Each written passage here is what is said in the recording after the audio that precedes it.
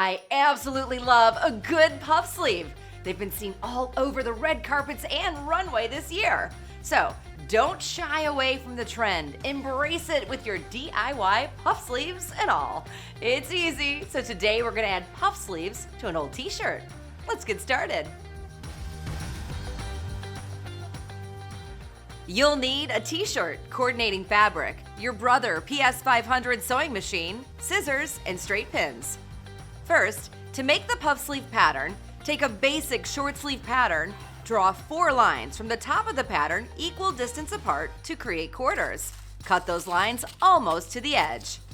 On a separate piece of pattern paper, I like to use wrapping paper. Spread the 4 pieces open and tape in place. Now, trace around the new pattern, leaving a small seam allowance, and cut out the new pattern.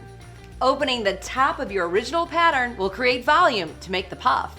Next, turn the shirt inside out and cut off the sleeves of your t-shirt. Pin your new pattern on a double layer of fabric and cut it out. Now, let's prep the new puff sleeve. I like to zigzag or serge the edges so they don't fray.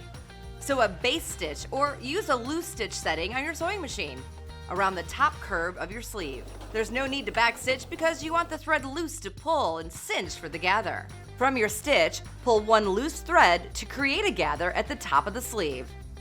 Pin your gathered sleeve into the shoulder armhole with wrong sides together and sew in place.